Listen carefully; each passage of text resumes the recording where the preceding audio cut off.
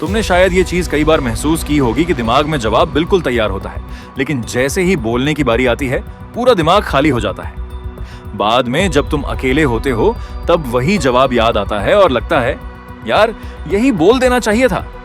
अगर ऐसा तुम्हारे साथ भी होता है तो प्रॉब्लम ये नहीं है कि तुम्हें बोलना नहीं आता, प्रॉब्लम यह है कि तुम बोलने से पहले परफेक्ट बनने की कोशिश करते हो, और यही चीज सबसे ज्यादा लोगों को चुप करा देती है। देख भाई, कम्युनिकेशन कोई जन्म से मिलने वाला टैलेंट नहीं है। अगर ऐसा होता तो हर पढ़ा लिखा इंसान बहुत अच्छा स्पीकर होता, लेकिन सच ये है कि बहुत पढ़े लिखे लोग भी लोगों के सामने बोलने से डरते हैं, और कई साधारण लोग भी इतने कॉन्फिडेंस से बात करते हैं कि लोग उन्हें ध्यान से सुनते हैं। सबसे पहली चीज जो समझनी है वो ये कि कम्युनिकेशन सीखने के लिए बोलना जरूरी है।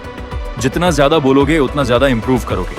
समस्या ये है कि ज्यादातर लोग प्रैक्टिस ही नहीं करते, वो सिर्फ सोचते रहते हैं कि एक दिन अपने आप कॉन्फिडेंस आ जाएगा। लेकिन कॉन्फिडेंस इंतजार करने से नहीं आता, बोलने से आता है।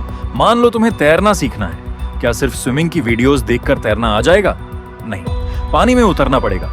कम्युनिकेशन भी बिल्कुल वैसा ही है। शुरुआत में अजीब लगेगा, आवाज भी अजीब लगेगी और शायद खुद पर हंसी भी आए, लेकिन हर नया स्किल शुरुआत में अजीब ही लगता है। अब एक बहुत बड़ी गलती की बात करते हैं। जब हम किसी से बात करते हैं तो हमारा आधा दिमाग सामने वाले की बात नहीं सुन रहा होता, वो ये सोच रहा होता है कि मैं क्या जवाब दूं। यही वजह है कि कई लोग बात तो करते हैं लेकिन कनेक्ट नहीं कर पाते। अच्छे कम्युनिकेटर्स पहले सुनते हैं फिर बोलते हैं।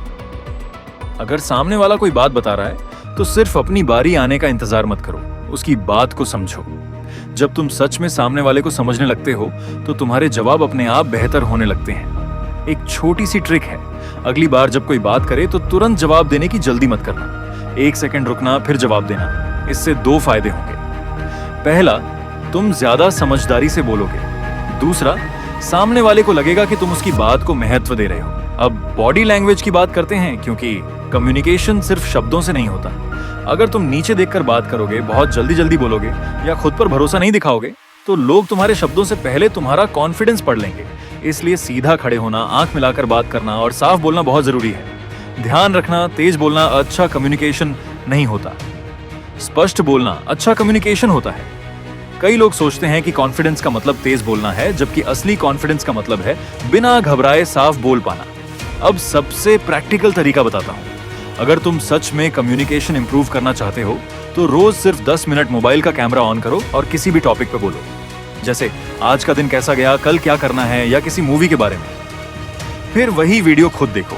शुरुआत में तुम्हें अपनी आवाज अजीब लगेगी, लेकिन धीरे धीरे तुम्हें खुद समझ आने लगेगा कि कहां रुकना है, कहां मुस्कुराना है और कहां बेहतर बोलना है। यही तरीका बहुत से अच्छे कंटेंट क्रिएटर्स और स्पीकर्स इस्तेमाल करते हैं। वो पैदा होते ही अच्छे नहीं थे, उन्होंने खुद को रिकॉर्ड किया, देखा, सुधारा और फिर दोबारा प्रैक्टिस की।